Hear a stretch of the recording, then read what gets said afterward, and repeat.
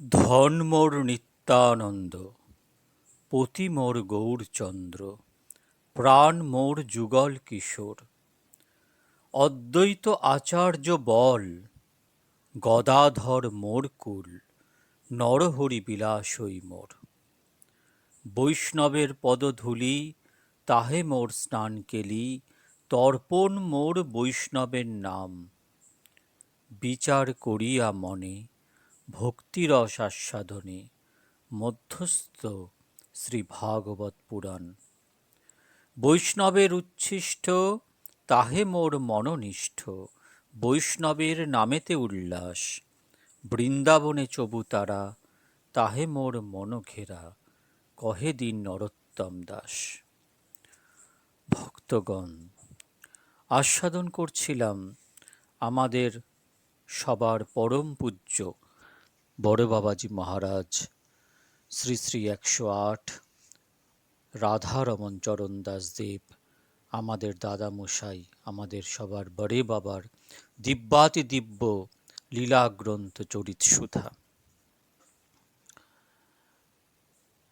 আজকে আমি এর আগে আলোচনা করেছিলাম ভূতের বাড়িতে বাস, দ্বাদশ গোপাল, নগর কীর্তন, স্বামী কেশবানন্দের সঙ্গে মিলন, হ্যাঁ, শ্রী শ্রী বিনোদ বিহারী জিউর বাড়িতে অষ্টপ্রহর, এসব আলোচনা করেছিলাম। তো আমাদের পরম পূজ্য বড় বাবাজি মহারাজের জীবনী তো অনন্ত, তাই আমার সাধ্য নেই যে এক জন্মে তার জীবনী আপনাদের কাছে পরিবেশন করব, বা যতটা পরিবেশন করছি ততটাই তার জীবন, এমন কোনো ব্যাপার নেই। এর বাইরেও অনেক লীলা আছে যা আমাদের বোধগম্যের বাইরে। আসুন আলোচনা করা যাক, আস্বাদন করা যাক আমাদের বড় বাবাজি মহারাজের পুরী প্রত্যাগমন এবং রাঘবের ঝালি। কাল কাহারও বাধ্য নয়, দেখতে দেখতে কটকে ১ মাস কয়েকদিন পরমানন্দে কেটে গেল। জগন্নাথ দেবের স্নানযাত্রার নিকটবর্তী দেখে বাবাজি মহাশয় পুরী রওনা হওয়ার ইচ্ছা প্রকাশ করলে কটকবাসী অনেক ভদ্রলোক আর কিছুদিন কটকে থাকবার জন্য বিশেষভাবে অনুরোধ করতে লাগলেন। কিন্তু বাবাজি মহাশয় যখন একান্তই পুরী যাবার অভিপ্রায় প্রকাশ করলেন, তখন অন্তত মধ্যে মধ্যে কটক আসবার জন্য সকলে বিশেষভাবে প্রার্থনা করায় ইনি নিতাইচাঁদের ইচ্ছার উপর নির্ভর করে মিষ্ট বাক্যে সকলের মনস্তুষ্টি সাধন করে শ্রীধাম পুরী যাত্রা করলেন। স্টেশনে আসা হলো বটে, কিন্তু কাউকে কিছু বলা কওয়া নেই। নিজ সঙ্গীগণের নিকটও কোনরূপ অর্থের সংস্থান নেই। একজন সঙ্গী বাবাজি মহাশয়কে জিজ্ঞাসা করলেন, আজ্ঞে টিকিটের কিরূপ ব্যবস্থা হবে? বাবাজি মহাশয় মৃদু হেসে বললেন, বাবা, আমার তো কোথাও যাবার জন্য বিশেষ প্রয়োজন হয়নি। যদি নিতাই চাঁদের প্রয়োজন হয়ে থাকে ব্যবস্থা করবেন, না হয় এই স্থানেই 10 দিন থাকা যাবে। অগ্রপশ্চাৎ বিচারপূর্বক ভবিষ্যৎ বন্দোবস্ত করাই যদি দরকার হয়, তবে আর মিছামিছি একজনের দায় দিয়ে লোক প্রতারণা করবার আবশ্যকতা কি? এইরূপ কথাবার্তা হচ্ছে, এমন সময় টিকিটের ঘণ্টা বাজল। মহাপুরুষ নিশ্চিন্ত মনে বসে আছেন। যাত্রীগণ ছোটাছুটি করে টিকিট ঘরে গমন করতে লাগল। হঠাৎ একটি কটকবাসী যুবক কয়েকখানি টিকিট এনে বাবাজি মহাশয়ের সম্মুখে রাখলে ইনি তাকে জিজ্ঞাসা করলেন, বাবা, তোমাকে কে টিকিট করতে বলল? যুবকটি ভীতভাবে বললেন, আজ্ঞে আমাকে কেউ কিছু বলেনি। আমি কাছারি হতে বাসায় এসে শুনলাম আপনি পুরী রওনা হয়েছেন, তাই আপনার শ্রীচরণ দর্শন মানসে স্টেশনে আসলাম। এসেই কেন যেন কাউকে কিছু না বলে কয়েকখানা টিকিট করতে ইচ্ছা হলো। মনে ভাবলাম যদি বাবাজি মহাশয়কে জিজ্ঞাসা করি হয়তো তিনি নিষেধ করবেন, তাই একেবারে আপনার সঙ্গে দেখা না করেই টিকিট কেটে এনেছি। আমার অপরাধ ক্ষমা করবেন। বাবাজি মহাশয় বললেন, না বাবা, অপরাধ কিছুই নয়, তবে আমি কেবল নিতাই চাঁদের খেলা দেখছি। গাড়ি আসলে সঙ্গীগণকে বললেন, নাও, অভীষ্ট লাভ হয়েছে, আর অপেক্ষা কেন? বড়ই ভাবিত হয়েছিল, তাই নিতাই চাঁদ দেখালেন, বলে উপস্থিত কটকবাসী ভক্তবৃন্দকে মধুর বাক্যে আশ্বস্ত করে গাড়িতে উঠলেন। ক্রমে রাত 10টার সময় শ্রীধাম পুরীতে এসে নাম করতে করতে আশ্রমে পৌঁছালেন। আজ পুরীতে আবার নতুন আনন্দ। বাবাজি মহাশয় সংকীর্তন নিয়ে জগন্নাথের দর্শনে চলেছেন। যার সঙ্গে এনার দেখা হচ্ছে তিনি আনন্দ সাগরে ভাসছেন। যার জগন্নাথ দর্শনের ইচ্ছা নেই বা নানা কাজে ব্যস্ত, সেও আজ এনার সঙ্গপ্রভাবে দর্শনে চলেছেন। সৎসঙ্গা উন্মুক্ত দুঃসঙ্গ, এই শাস্ত্র বাক্যটির আজ প্রত্যক্ষ অনুভব হচ্ছে। দোকানি দোকান ফেলে কীর্তনের সঙ্গে মন্দিরে যাচ্ছে।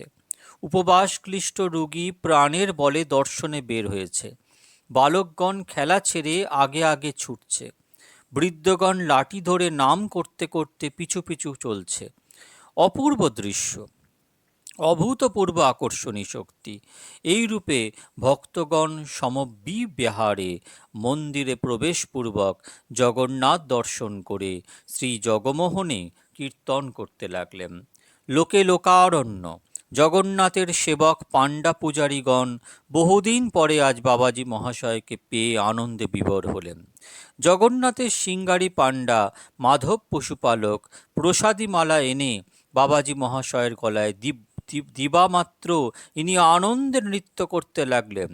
হরিধ্বনি, উলুধ্বনি, সংকীর্তন ধ্বনিতে 10 দিক মুখরিত হল, সকলেই প্রেমানন্দে বিভোর। অনেক দিন পরে জগন্নাথ দেবের শ্রীমুখচন্দ্র দর্শন পেয়ে বাবাজি মহাশয় প্রাণের আবেগে নানারূপ পদাবলী কীর্তন করতে লাগলেন। বহুক্ষণ কীর্তনের পর জগমোহন হতে বের হয়ে শ্রীমন্দির পরিক্রমা করে ক্রমে গম্ভীরা, সিদ্ধবকুল, সার্বভৌমালয় দর্শনান্তে সমুদ্র স্নান করে হরিদাস ঠাকুরের সমাধি, টোটা গোপীনাথ প্রভৃতি দর্শনপূর্বক ঝাঁচপিটা মঠে এসে উপস্থিত হলেন। এইরূপ পরমানন্দে দিনের পর দিন যেতে লাগল। ক্রমে শ্রী জগন্নাথ দেবের স্নানযাত্রা উপস্থিত হলে পূর্ববৎ কীর্তন নর্তন আনন্দে স্নানযাত্রা উৎসব সমাপন করলেন। পুরী ছেড়ে অনেক দিন স্নানান্তরে থাকা হেতু অনবসরে আর কোথাও যাওয়া হলো না। প্রত্যহ শেষ রাত্রে উঠে কীর্তন করতে করতে পঞ্চতীর্থ ভ্রমণ, স্নান ও মন্দির পরিক্রমা প্রভৃতি আনন্দে দিন অতিবাহিত হতে লাগল। কৃষ্ণা চতুর্দশীর দিন অপরাহ্নে বাবাজি মহাশয় ঝাঁচপিটা মঠে বসে আছেন। হঠাৎ মন প্রাণ মাতাল সংকীর্তন ধ্বনি শ্রবণে বেরিয়ে এসে দেখেন প্রাণ প্রতিম প্রিয় শিষ্য শ্রীমান রামদাস বহু ভক্তগণ সঙ্গে কীর্তন করতে করতে আসছেন। সে এক অপূর্ব দৃশ্য। প্রত্যেকের মাথায় এক একটি করে দ্রব্য, চোখে জল, মুখে কেবল হা হুতাশ। সর্বাগ্রে রামদাদা গাইছেন, দময়ন্তী দত্ত দ্রব্যে ঝালি সাজাইয়া আইলেন রাঘব পণ্ডিত যতনে লইয়া। চলে রাঘব পথে পথে ঝালি লইয়া মাথে, প্রেমে কাঁদিতে কাঁদিতে ইত্যাদি এক একটি করে আখর দিচ্ছেন। আর আবাল বৃদ্ধ বনিতা সকলের প্রাণে রাঘবের ঝালি লীলাটির প্রকটতা জাগিয়ে দিচ্ছে। ক্রমে ঝাঁচপিটা মঠের দ্বারদেশে উপনীত হয়ে ভাবুক চূড়ামণি রামদাদা পথ ধরলেন। গৌর হতে রাঘবের ঝালি সাজাইয়া আনিয়াছি তুয়া প্রাণ গৌরাঙ্গ লাগিয়া। ঝালি মাথে গোড়া সাথে করিয়া মিলন, শীতল করহ মোদের তৃষিত নয়ন।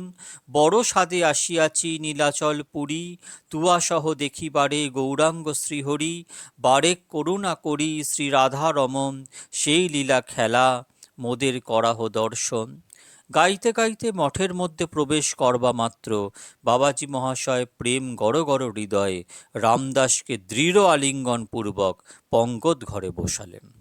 ভক্তগণ একে একে সকল দ্রব্য বাবাজি মহাশয়ের সম্মুখে রেখে ললিতা দাসী এক একটি দ্রব্যের আবরণ মোচন করে নাম উল্লেখপূর্বক বাবাজি মহাশয়ের নিকট পরিচয় দিতে লাগলেন। বাবাজি মহাশয় এক একটি বস্তুর নাম শুনছেন আর চোখের জলে এনার মুখ বুক ভেসে যাচ্ছে, সর্বশরীর পুলক পরিব্যাপ্ত হচ্ছে। ক্রমে যেমন তিলের লাড্ডু ও পুরানো শুকুতা চূর্ণের নাম শুনলেন, অমনি উচ্চৈঃস্বরে রোদন করতে করতে মূর্ছিত হয়ে ভূতলে পতিত হলেন। তিলের লাড্ডু আর শুকোতা চূর্ণ শ্রবণ করা মাত্র বড় বাবাজি মহারাজ উচ্চৈঃস্বরে রোদন করে ভূমিতে মূর্ছিত হয়ে পড়লেন। বহু সন্তর্পণে কিঞ্চিৎ বাহ্যোদ্দশা প্রাপ্ত হয়ে ভক্তগণকে বললেন, দেখো ভাই সকল, করুণাময় নিতাই চাঁদের কৃপায় কাল গম্ভীরায় রাঘব মিলন লীলা আস্বাদন করা যাবে। অনুরাগী ভক্তগণ বাবাজি মহাশয়ের এই কথা শ্রবণে প্রেমানন্দে হরিধ্বনি করতে উঠলেন। যে ভক্তগণ দেশ হতে কোনো দ্রব্য আনতে পারেনি, তারা অতি আনন্দের সঙ্গে বাজার হতে নানাবিধ দ্রব্য এনে প্রাণের আবেগ মেটাতে লাগলেন। বাবাজি মহাশয় ললিতা দাসীকে আদেশ করলেন, শ্রী চৈতন্য চরিতামৃতে রাঘবের ঝালির যেরূপ বর্ণনা আছে, তার মধ্যে যে যে বস্তুর অভাব থাকে তাহা সংগ্রহ করে রাখো। শুনে ললিতা দাসী দ্বিগুণতর উৎসাহিত হয়ে বাবাজি মহাশয়ের আদেশ পালন করতে লাগলেন। কাপড়ের কুথলি প্রস্তুত করে তাতে নানারূপ দ্রব্য ভরে রাখলেন। নানারূপ আচার, মোরব্বা প্রভৃতি ছোট বড় পাত্রে ধরে করে ছোট ছোট ঝুড়ির মধ্যে রাখলেন। ঝাল লাড়ু, বেসন লাড়ু, মোদক লাড়ু প্রভৃতি অনেক প্রকার দ্রব্য ঘরে প্রস্তুত করে এক একটি পাত্রে রেখে দিলেন এবং শ্রী চরিতামৃত দেখে দেখে দ্রব্য সকল যথাসাধ্য সংগ্রহ করতে লাগলেন।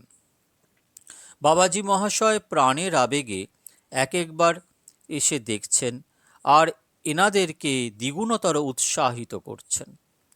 রাত্রি প্রভাত হলে সকলে স্নানাদি সমাপন পূর্বক একত্রিত হলেন। বাবাজি মহাশয় এক একজনের মস্তকে এক একটি দ্রব্য দিয়ে সারি সারি দাঁড় করিয়ে দিলেন এবং নিজেও একটি জিনিস মাথায় নিয়ে কীর্তন ধরলেন। কোথা প্রাণ বিশ্বম্ভর গোরা নটরায়, গৌর হইতে আসিয়াছি দেখিতে তোমায়, বহুদিন দেখি নাই ও চাঁদ বদন, বারে করুণা করি দেহ দর্শন।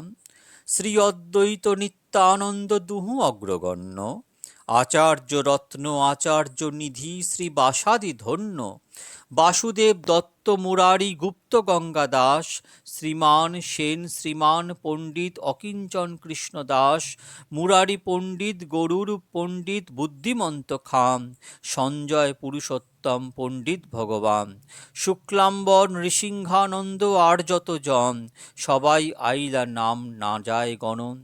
কুলীন গ্রামী খণ্ডবাসী আর শিবানন্দ, আইলা দেখিতে সবে তুয়া মুখচন্দ্র, দময়ন্তী দত্ত দ্রব্য যতনে লইয়া, আইলা রাঘব পণ্ডিত ঝালি সাজাইয়া।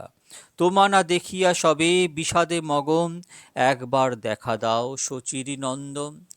অতি ব্যাকুলভাবে এই পদ গান করতে করতে যেমন কাশী মিশ্রালয়ের সম্মুখবর্তী হলেন, অমনি মহাপ্রভুর প্রতিনিধিস্বরূপ বলভদ্র দাস মহান্ত মহারাজ প্রসাদী মালা এনে বাবাজি মহাশয়ের গলায় পরিয়ে দিলেন এবং পরস্পর প্রেম আলিঙ্গন পূর্বক গম্ভীরা গৃহের দ্বার দেশে উপস্থিত হলেন।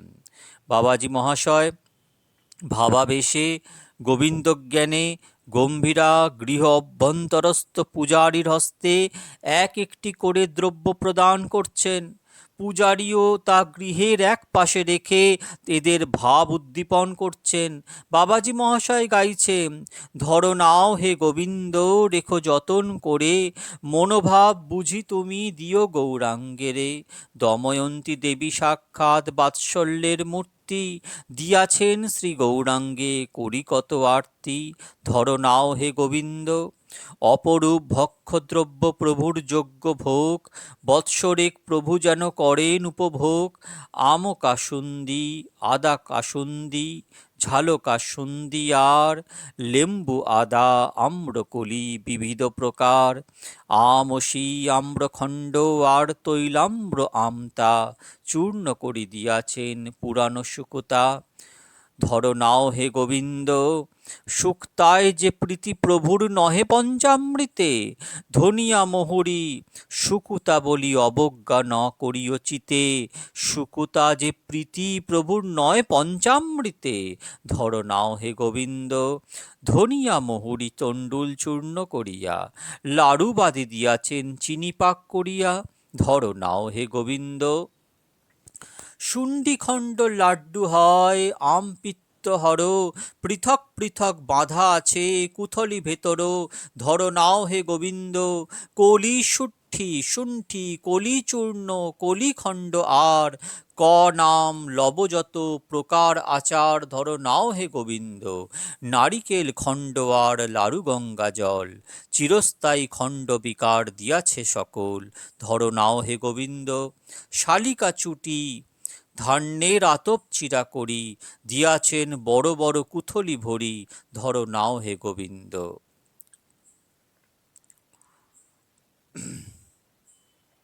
কতক চিরা হুড়ুম করি ঘৃতেতে ভাজিয়া, চিনি পাকে লাড়ু কইল কর্পূরাদি দিয়া, ধর নাও হে গোবিন্দ।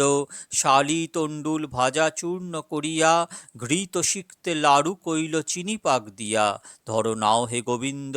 কর্পূর মরিচ এলাচ লবঙ্গ রসবাস, চূর্ণ দিয়া লাড়ু কইল পরম সুবাস, ধর নাও হে গোবিন্দ।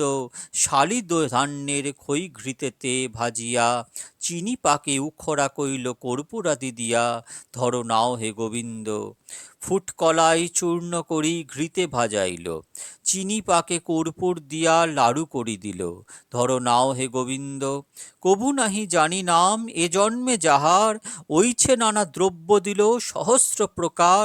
গঙ্গা মৃত্তিকা আনি বস্ত্রেতে ছানিয়া, পাঁপুড়ি করিয়া দিল গন্ধদ্রব্য দিয়া, ধর নাও হে গোবিন্দ। কহিতে না পারি নাম কতেক প্রকার, দিয়াছেন দময়ন্তী প্রীতি উপহার, ধর নাও হে গোবিন্দ। যতন করিয়া সব করাইও ভোজন, যে মতে পায়েন প্রীতি শচীর নন্দন। দময়ন্তী দত্ত দ্রব্য সপিনু তোমারে, অবসর জানি দিহ প্রাণ বিশ্বম্ভরে। হেন মতে রাঘব পণ্ডিত ঝালি সমর্পিল, ভোজন গৃহের কোণে গোবিন্দ রাখিল। পূর্ব বৎসরের ঝালি আছাড় করিয়া, দ্রব্য ভরিবারে রাখে অন্য ঘরে লইয়া। আনন্দের অবধি নাই, বহু লোক সমাগম, কিন্তু সকলেই এক ভাগে নিমগ্ন, এক ভাবে নিমগ্ন। সকলেই মহাপ্রভুর প্রকট লীলা অনুভব করে প্রেমের পাথারে ডুবে যাচ্ছে। অধিকারী, মহান্ত এবং অন্যান্য বৈষ্ণবগণ বাবাজী মহাশয়ের ভাব ও গদগদ কণ্ঠের সুমধুর পদাবলী শ্রবণে ও নরাহত ভক্তগণের ভাব ব্যাকুলতা দর্শনে অঝোর নয়নে ঝুরছেন এবং বলছেন, ধন্য নিতাই গৌরাঙ্গগত প্রাণ বাবাজী মহাশয়, ধন্য এনার ভক্তগণ, এনাদের সঙ্গ প্রভাবে প্রকট লীলা আস্বাদন করে আজ আমরাও ধন্য হলাম।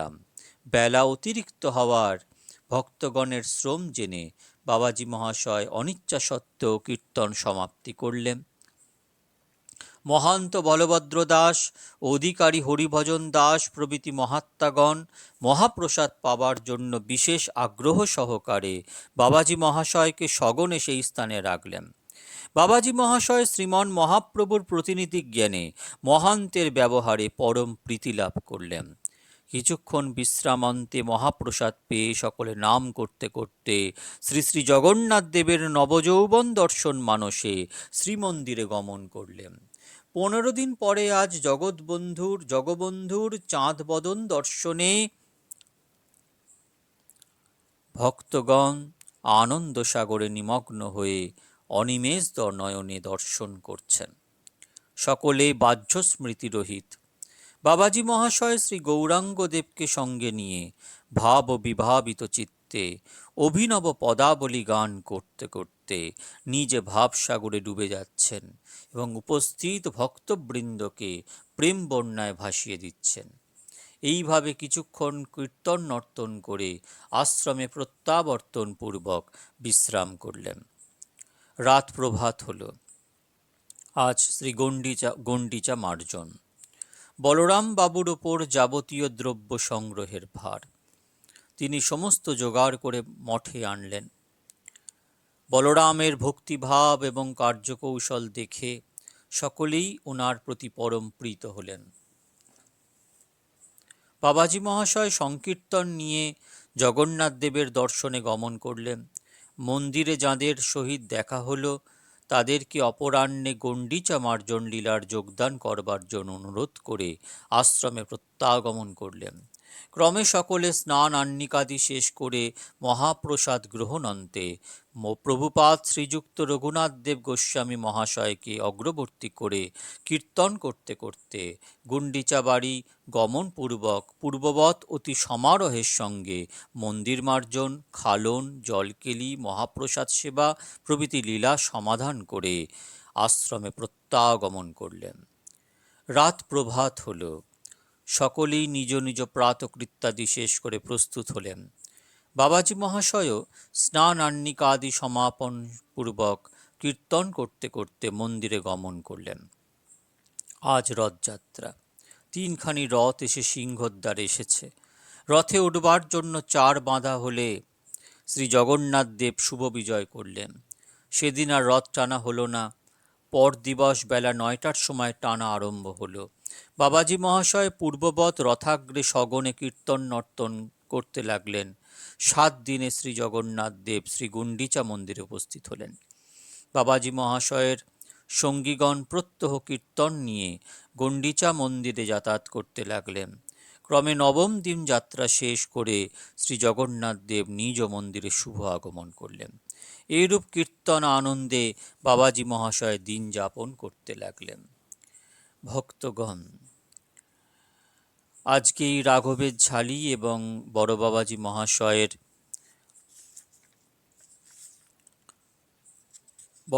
মহাশয়ের পুরী প্রত্যাগমন এই দুই লীলা আস্বাদন করলাম।